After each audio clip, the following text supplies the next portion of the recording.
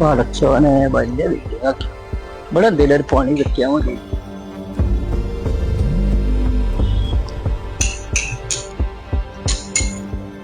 ഞാൻ ഇന്നലെയും വന്നിന്.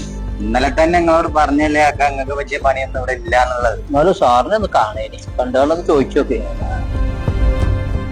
രമേശ് സാറേ, രമേശ് സാർ, ആ കാണാൻ ഒരാൾ വന്നേക്കണ്. എന്തിനാ? അതൊരു പനി അന്വേഷിച്ചിട്ടാണ്. ഇന്നലെ വന്നിരുന്നു. മേലെ കയറി വരാൻ പറ.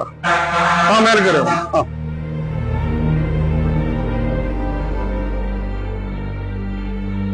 ഇന്നലെ വന്നിട്ടുണ്ടായിരുന്നേ. പണി എന്തേലും ഉണ്ടോന്ന് അന്വേഷിച്ചാണ്ട് വന്നാണ്.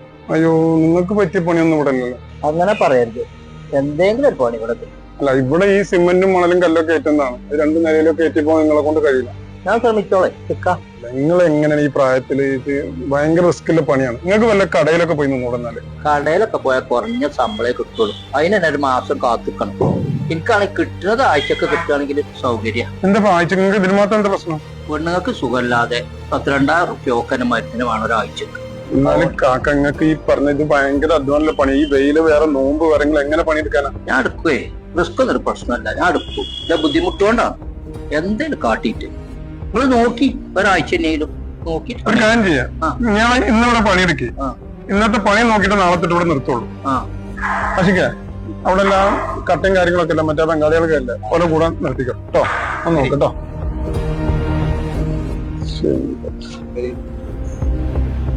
അല്ല രമേശ് സാറേ, അല്ല അയാളെ കൊണ്ടൊക്കെ പറ്റുമോ?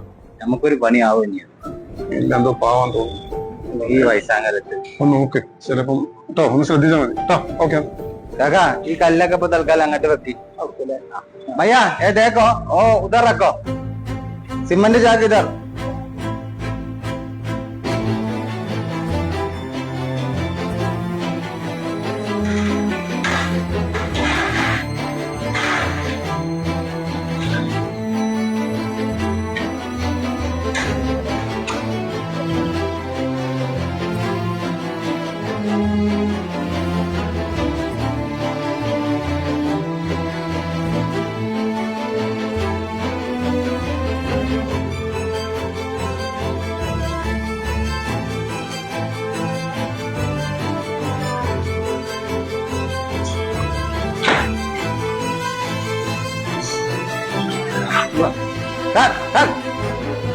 എന്താ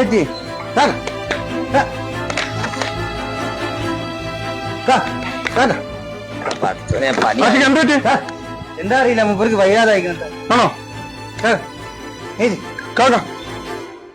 എണീപ്പിച്ച ഇങ്ങോട്ട്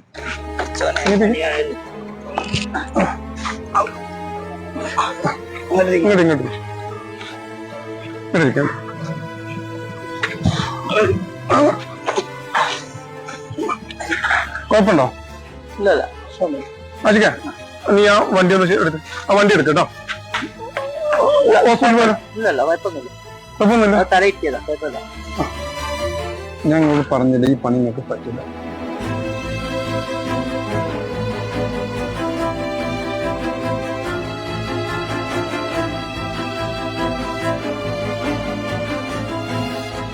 നോൻപായിട്ടാണ് ഇന്നലെ പെൽച്ചക്ക് എത്തില്ല തിന്നാൻ.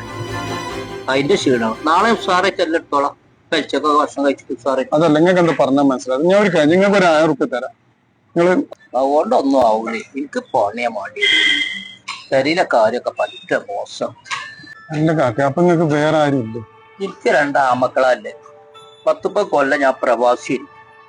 അന്നത്തെ കാലത്ത് നല്ലോണം ഉണ്ടാക്കി ചെയ്തിട്ടുണ്ട്. നല്ലൊരു വീടുണ്ടാക്കി. ഞാൻ എന്റെ മക്കളല്ലേ നിന്റെ ഓലെ പേരിലാക്കി കൊടുത്തു. ഇപ്പൊ ഞാനും ഭാര്യയും ഒക്കെ അധികം പറ്റാണ്. ഇപ്പൊ ഞങ്ങൾ ഇങ്ങനെ തട്ടിക്കളിച്ചു. എനിക്ക് സഹിക്കാൻ പറ്റാതെ ആയപ്പോ കിട്ടിയ ട്രെയിനിൽ കയറിയതാണ്. ഓളി കൂട്ടി പോന്നതാ. ഇപ്പൊ രാജ്യാര സായിപ്പില് ഒരു ചാവി തന്നു. അവിടെ കിടക്കുക. അപ്പൊ ഞങ്ങള് അതിന് വാടകയൊന്നും വേണ്ട.